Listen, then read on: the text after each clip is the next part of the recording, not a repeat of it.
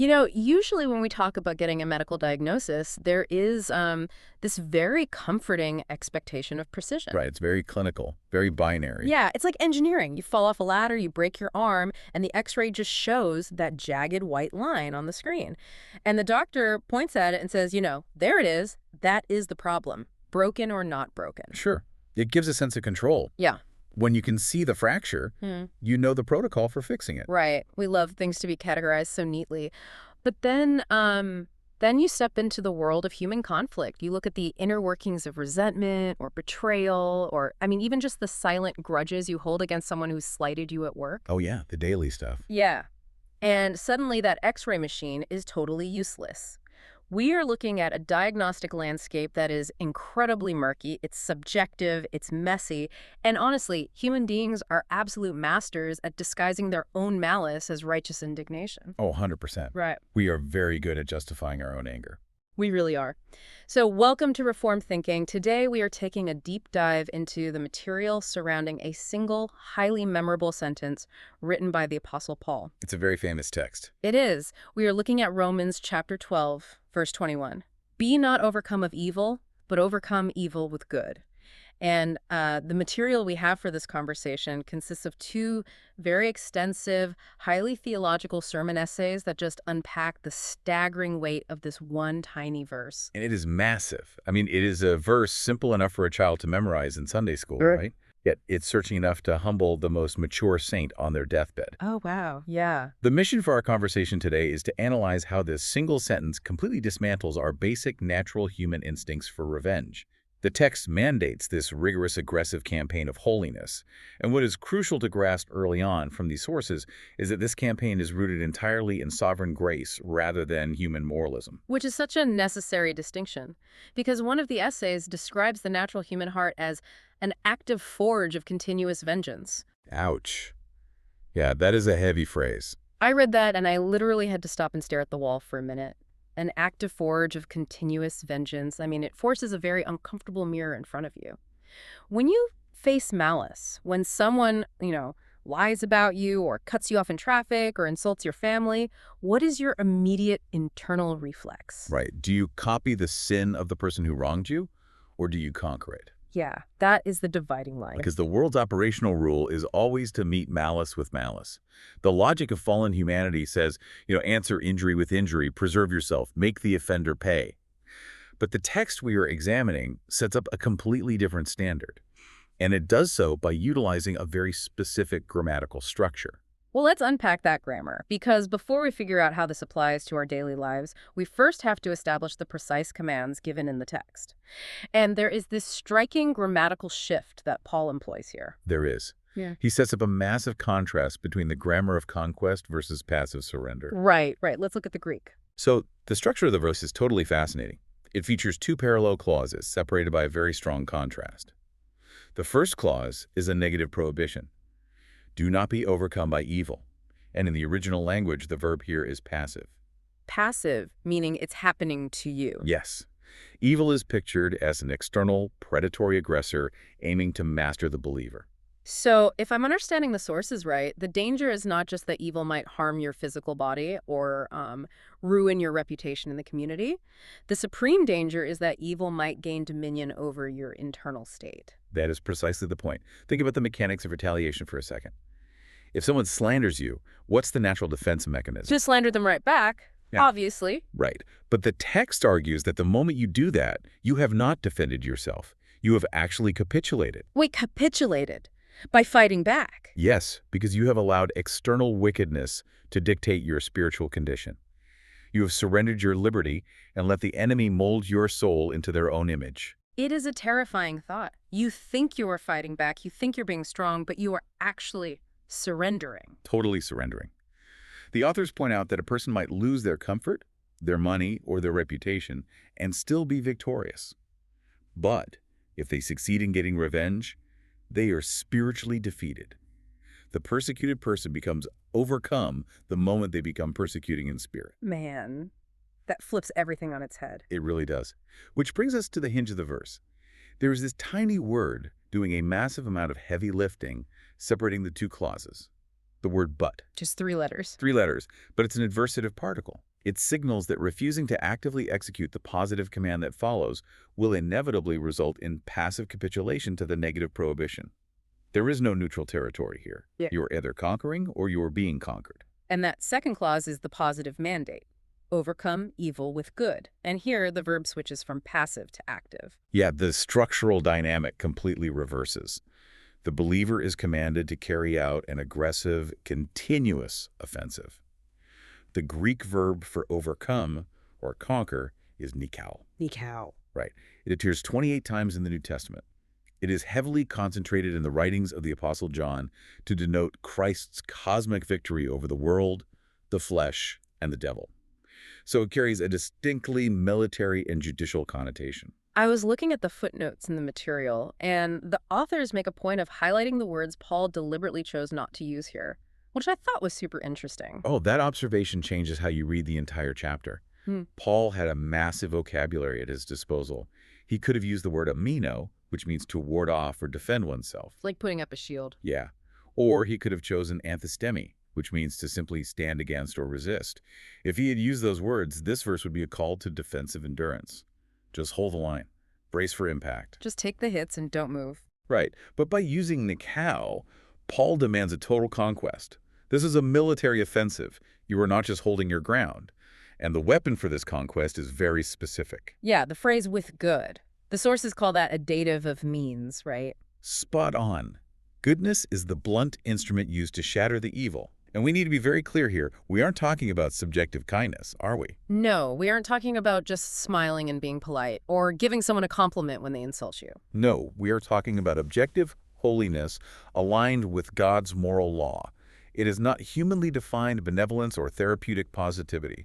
It is obedience shaped by the character of God. The goodness that conquers evil is an active, tangible righteousness. I think of it like this. Tell me if this analogy tracks with the sources. This means the Christian life isn't about hiding in a theological bunker while the secular world throws bombs at the roof. It is about marching onto the battlefield with a highly specific weapon. That tracks perfectly. And it completely rejects the old Stoic idea of cold, emotional detachment. You aren't supposed to just be numb to the malice. You're supposed to actively attack it with objective goodness. That contrast with Stoicism is so vital to catch. Because in Greco-Roman literature of that era, philosophers like Seneca and Epictetus argued for overcoming adversity through self-reliance and apathy. The whole goal was a cold detachment from humanity. Like building an emotional wall. Right. If someone insulted you, the Stoic ideal was to train your mind to feel absolutely nothing, to view the other person as beneath your emotional register. It is a form of superiority, really. You insulate yourself from the pain by acting like you are untouchable, like they aren't even worth your anger. And Paul rejects that pagan framework completely. You do not conquer evil by withdrawing into a fortress of emotional apathy. You conquer it by engaging with the offender, by shining light into their darkness, by executing the holy law of God in the very moment they're trying to break you. Wow. Okay, so we have to ask what this meant for the people who actually received this letter. Because this aggressive mandate was not given in a vacuum. To grasp the sheer weight of this command, we have to look at the Roman crucible and the massive danger of zealotry at the time. We really need to place our feet in the dust of first century Rome to get this. Paul wrote this letter around the year AD 57 from the Greek port of Corinth during his third missionary journey. And the political situation in Rome at that time was incredibly volatile. Nero Caesar was on the throne. Yes. Now, the material notes that the monstrous, overt persecutions of Nero's later reign, where Christians were coated in pitch and burned as garden torches, that had not yet broken out in full fury. But the clouds of totalitarian paganism and imperial self-deification were definitely gathering. They were. The Christians in Rome were an obscure, marginalized minority. They possessed zero political clout. And they were viewed by the elite as practicing an unlawful religion, a religio illicita. Well, they wouldn't worship the emperor. Right. Right. Because they refused to participate in the civic idolatry that held Roman society together. They wouldn't burn incense to the genius of the emperor. They were constantly suspected of being subversive haters of the human race. Which is wild to think about. Add to that the cultural environment. The Roman world operated heavily on an honor-shame paradigm. Public reputation was guarded fiercely.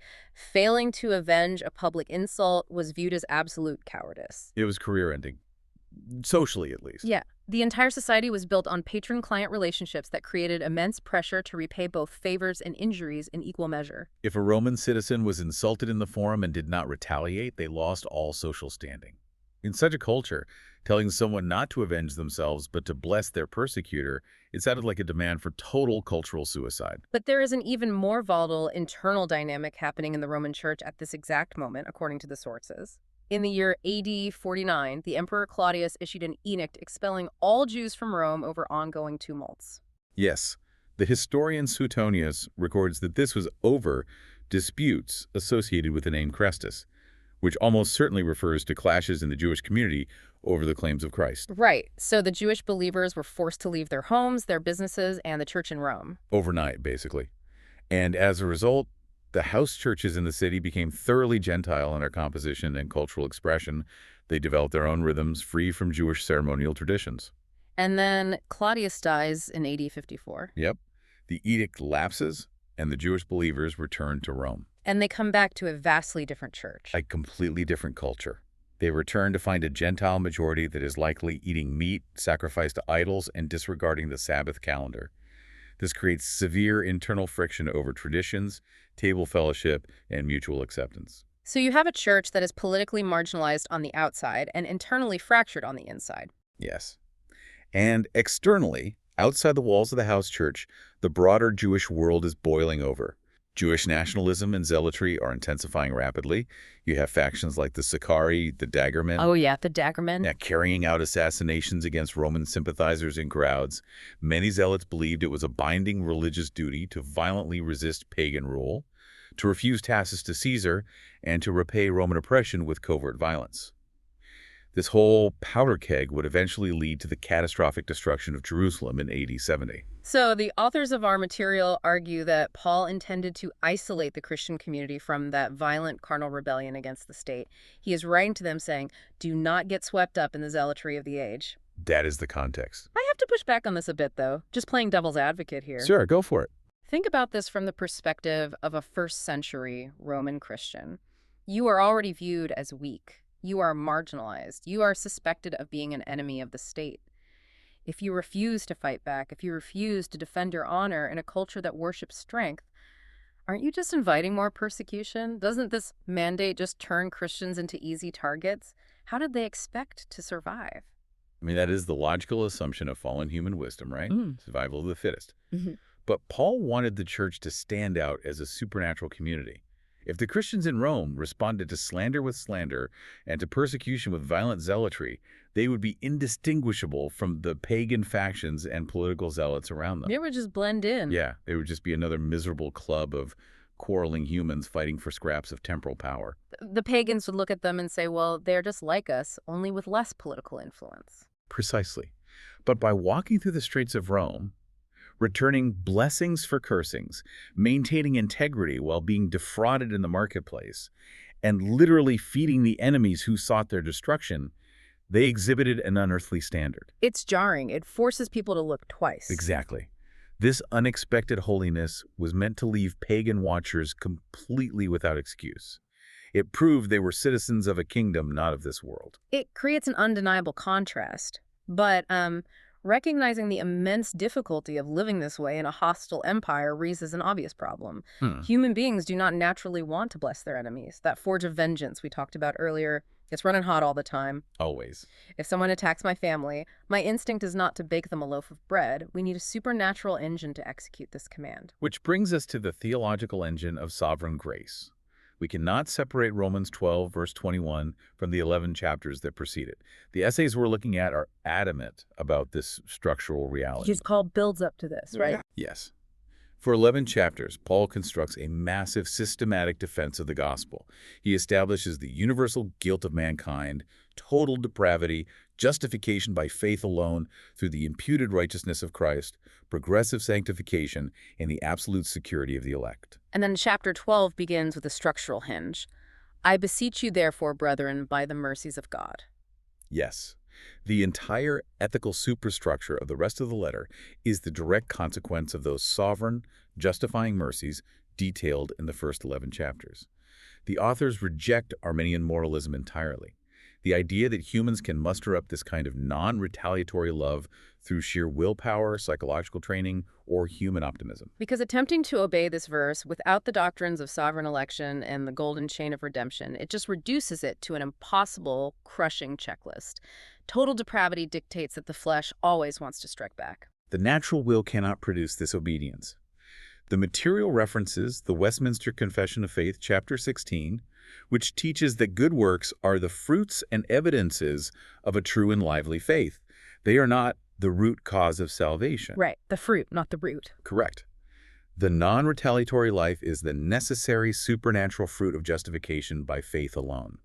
It is the communication of the life of Christ through the Holy Spirit to the believer. Let's ground this in reality for a second. How does relying on God's sovereignty actually change a person's physical reaction in the moment they are insulted? Okay, give me an example. Say you are in a meeting and a colleague blatantly lies about your contribution to a project to make themselves look good. Your heart rate spikes, your blood pressure goes up, the adrenaline hits your bloodstream. How does abstract theological doctrine stop the forge of vengeance in real time? It changes the internal logic by which a person evaluates power, injury, and victory. When a believer trusts divine providence, they realize their life is governed by God's eternal decree, not by the erratic actions of an adversary. If you allow your temper and your actions to be dictated by the bad behavior of your coworker, you are behaving as if your life is governed by men rather than by God. Wow. You are handing over control of your soul to the person who just lied about you. You are denying providence and taking the seat of judgment yourself. But resting in God's sovereignty liberates the mind. It anchors the soul so thoroughly that a person can remain at peace even in severe trials. Because you know who is actually in charge. Right. You realize your victory does not depend on destroying the other person's reputation, but on maintaining your allegiance to the king and executing his law in that specific circumstance. That theological foundation leads directly to the historical reality of the cross. If we are looking for the ultimate exemplar, the supreme historical example of conquering evil with good, we have to look at Calvary. We do. Christ lived this verse flawlessly. Every moral imperative in the New Testament collapses into legalism unless it is anchored to the person and finished work of Jesus Christ. And at Calvary, he faced the most brutal, unjust concentration of human and demonic malice in history. The essays detail this so vividly. Look at the sequence of events. He was betrayed by a close friend. He was subjected to a kangaroo court in the middle of the night. Totally illegal trial. Yeah, he was slandered by the religious authorities who brought false witnesses against him. He was scourged by the Roman soldiers, mocked by the populace, and reviled by the thieves dying next to him. Yet he was not overcome by evil. As 1 Peter chapter 2, verse 23 points out, when he was reviled, he did not revile in return. When he suffered, he threatened not, but committed himself to him that judgeth righteously. And think about his capability. He had 12 legions of angels at his disposal. He could have incinerated his executioners in an instant. He could have unmade the universe with a word. But he didn't. He did not open his mouth to hurl curses. His substitutionary death was the ultimate manifestation of optive good. He used his perfect obedience, his unblemished righteousness, to break the force of sin and death. He conquered the evil of our rebellion by bearing the penalty of it in his own body. He absorbed the wrath so that we could receive the mercy. Now, the material also draws a crucial distinction here between the jurisdiction of the church and the jurisdiction of the state. Based on Romans chapter 12, verse 19, that verse says, "Vengeance is mine, I will repay, saith the Lord." Yes, and that verse directly prepares the reader for Romans chapter 13. In the current redemptive historical era, there is a clear distinction between the New Covenant Church and the old theocratic Commonwealth of Israel. Right. The Church is not a geopolitical state. It does not possess the sword of civil justice. Romans 13 establishes the civil magistrate as God's minister to execute physical judgment on evildoers. Which means private vengeance is strictly forbidden, but public civil justice is ordained by God. The individual Christian yields the sword of vengeance to the state, resting quietly in the sovereign providence of God. Let me offer an analogy for this because I think it helps clarify the mental shift required. By giving up our own desire for revenge, we aren't saying justice doesn't matter. We are not saying the offense was acceptable. We are simply handing the gavel back to the rightful judge. I like that. Handing the gavel back. Yeah, we are recognizing that we do not have the jurisdiction to hold court in our own minds. When someone hurts us and we hold on to bitterness, we are basically setting up a rogue courtroom in our heads. We pull up a chair, put on a black robe, and play the judge, the jury, and the executioner, replaying the crime over and over again so we can constantly condemn the offender. That is a highly accurate analogy. Private vengeance is unbelief wearing the mask of justice. It assumes that God will not judge rightly, or that his timing is insufficient, or that the civil authorities he ordained will fail. Laying down revenge is therefore a supreme act of worship. It proves you trust divine providence and divine judgment more than your own emotional outrage. You dismantle the rogue courtroom and step out into the sunlight. So having looked at the cross, the Roman context, and the theological engine of grace, we have to bring this aggressive holiness into the immediate lives of the listeners today. We have to look at the daily war on modern battlefields, because this is where the rubber meets the road. The need addressed by this text is painfully ordinary. Evil is not always a grand historical abstraction. It appears in workplace slander, fraud, domestic bitterness, and the slow daily corrosion of resentment. And the digital space. The authors quote a staggering statistic in the footnotes. Over 60% of adults admit to experiencing extreme digital outrage on a weekly basis. Over 60%. Every single week. It proves how easily the modern world is overcome by evil through the medium of technology. Social media algorithms are literally designed to reward outrage. They make retaliation feel like a righteous crusade. The digital landscape operates on the principle of multiplying evil, where every perceived sin becomes permission for another retaliatory strike. Now, the authors of our material also contrast this biblical mandate with several modern frameworks. They point out that this text refutes modern pragmatic, seeker-sensitive movements. Yes. The argument made in the essays is that these movements water down the gospel to avoid cultural conflict, which the authors frame as a capitulation to being overcome by evil under the guise of missional strategy. The essays also draw a sharp contrast with secular philosophies like critical race theory and modern social justice movements. According to the text we are analyzing, the authors argue these secular philosophies are built entirely on retributive grievance, identity-based resentment, and class warfare. Right. Reading through the material, the argument being made is that these systems demand a backward-looking posture. You nurse historical wounds and return systemic hostility for systemic hostility. Yeah. And the writers contrast that directly with Paul's command here, framing it as two fundamentally opposing ways of addressing human brokenness. We're just reporting what the sources say here, but it's a very stark contrast they draw. It is. And to understand the gravity of how comprehensive this command is, the sources bring in the Westminster Larger Catechism, specifically questions 135 and 136, which apply the sixth commandment, thou shalt not kill. Which, I mean, most people hear thou shalt not kill and think, great, I haven't murdered anyone today, I'm doing well. Right, check that box. But the Catechism expands on the biblical definition of murder. It teaches that harboring bitterness, excessive passions, distracting cares, provoking words, or secret grudges constitutes heart murder. Heart murder. Yes. When we engage in retaliatory behavior, even internally, we are violating the moral law of God. We are committing heart murder, man! Let's look at some specific domains of application because the material breaks this down very practically into three areas: the home, the workplace, and the church. Let's start with the home. Homes can easily become laboratories of retaliation. Think about the micro-interactions of a marriage. A husband withdraws affection because he feels disrespected. A wife answers neglect with contempt.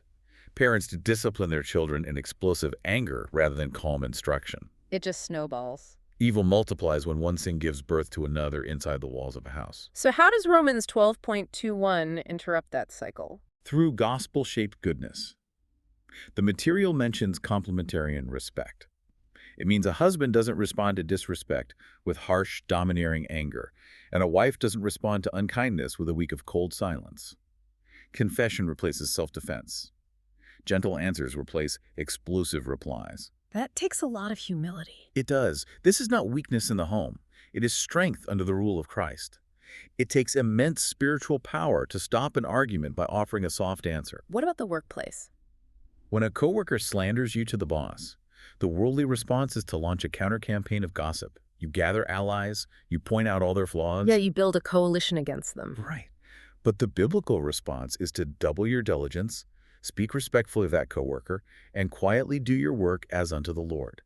You do not manufacture another darkness, you shine light. You conquer their poor character with your excellent conduct. And the church. Because, ironically, the church is often where some of the most intense retaliation happens. Congregations are often harmed less by external enemies than by internal retaliation. One criticism produces a faction. One misunderstanding becomes suspicion. When offended by a brother, the command is not to form an alliance of sympathetic listeners to validate your hurt. Which is what we all want to do. We want validation. Of course, but the command is to pursue biblical restoration quietly and in meekness. Doctrinal firmness must not become an excuse for personal cruelty.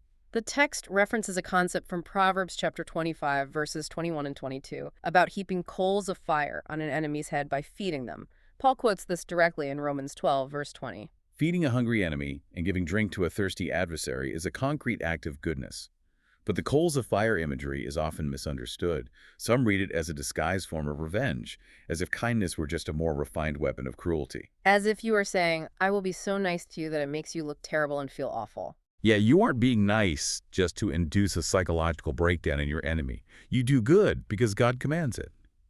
The coals of fire point to the burning shame and conviction brought about by unexpected kindness. It exposes them. Exactly. When a Christian responds to malice with active goodness, it burns the conscience of the abuser and exposes their depravity. It is a severe mercy. If the enemy repents, mercy has triumphed. If they persist, God remains judge, and their guilt is compounded. I have to ask a crucial question here, and it is something listeners are probably wondering about.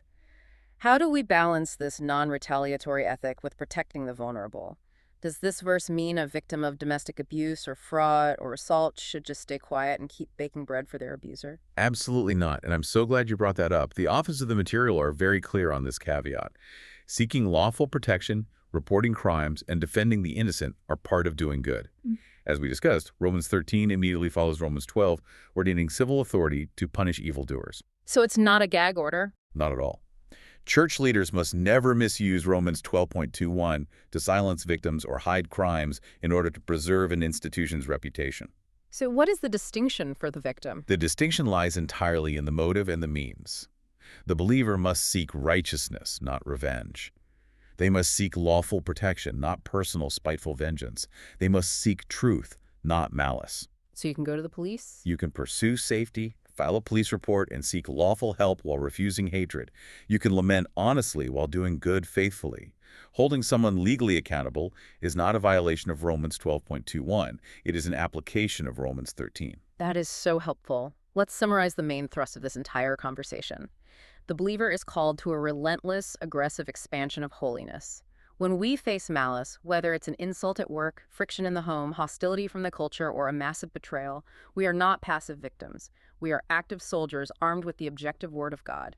We are called to conquer the evil by executing the good. It is a holy counteroffensive. We do not overcome evil by becoming more skillful in evil. If you try to outslander a slanderer, you lose. We conquer by refusing evil's terms entirely. I want to leave you with a final concept to mull over, something that builds on everything we discussed today. Consider the possibility that the sovereign God might actually ordain the specific insults and injuries you face tomorrow, not to punish you, not to destroy you, but to give you a microscopic stage on which to display the cosmic victory of Christ. What if your enemy's malice is actually your greatest opportunity for triumph? It reframes every conflict. It turns an annoyance into a theater of grace. Think back to the beginning of our conversation, to that broken X-ray machine. Human conflict and the urge for revenge make our spiritual landscape incredibly muddy. But Romans chapter 12, verse 21 gives us the clear image we need. It diagnoses the disease of retaliation and it prescribes the cure of active, gospel-shaped goodness. You do not have to live in the forge of vengeance. You can step onto the battlefield, hand the gavel back to the judge, and overcome evil with good.